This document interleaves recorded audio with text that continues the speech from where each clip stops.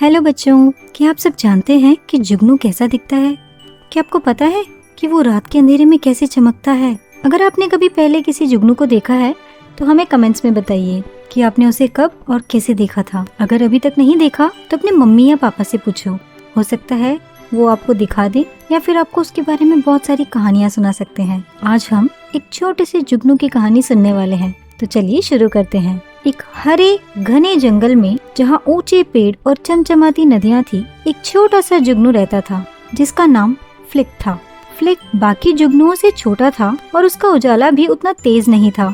इस वजह से उसे लगता था कि उसके चमकदार दोस्त उसे नजरअंदाज करते हैं, जो रात को अपनी रोशनी से जगमगाते थे। एक दिन शाम को जब सूरज डूब गया और जंगल में जुगनू चमकने लगे तो अचानक एक तूफान आ गया। काले बादल आसमान में छा गए और जोर से बारिश होने लगी। हवा पेड़ों के बीच तेजी से गूंजने लगी और एक बार शांत रहने वाला जंगल अब अराजकता से भर गया।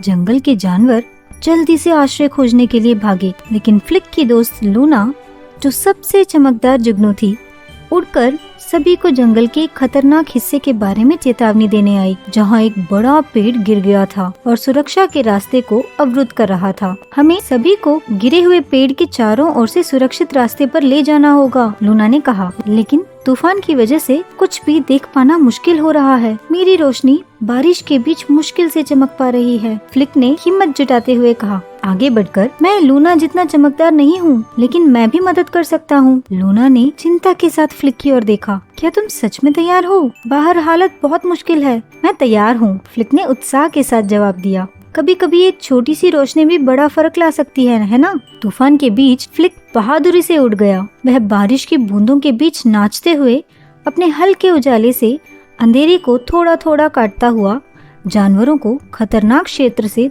दूर जाने का रास्ता दिखाने लगा। एक एक करके जंगल के जीव फ्लिक की मध्यम रोशनी का पीछा करते हुए सुरक्षित स्थान तक पहुंच गए। पूरी रात तूफान चलता रहा, लेकिन फ्लिक की हिम्मत नहीं टूटी।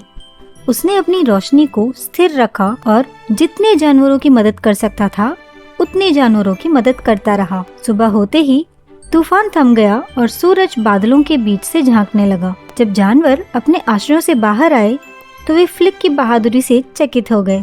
उन्होंने रात के सबसे अंधेरे हिस्से में फ्लिक की छोटी सी रोशनी का पालन किया और उसकी हिम्मत के लिए आभारी थे। लूना फ्लिक के पास उड़कर गई। उसकी रोशनी और भी ज्यादा चमक रही थी। तुम कल रात अद्भुत थे। तुमने हमें दिखाया है कि एक छोटी सी रोशनी भी बड़ा फर्क ला सकती है। फ्लिक मुस्कुराया और अंदर से एक गर्म उजाला महसूस किया।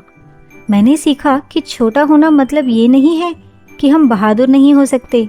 हर किसी के पास कुछ खास हो सकता है। उस दिन के बाद फ्लिक अब सिर्फ छोटा सा जुगनू नहीं था, वह बहादुर जुगनू था जिसने साबित किया कि सबसे अंधेरी रात में भी एक छोटी सी रोशनी भी चमक सकती है। और फिर फ्लिक जंगल को रोशन करता रहा, सभी को याद दिलाता रहा कि हिम्मत और दयालुता किसी भी आकार में आ सकती है। तो आपको ये कहानी पसंद आई? चलिए अगले हफ्ते मिलते हैं एक और अच्छी कहानी के साथ। Until then, bye bye.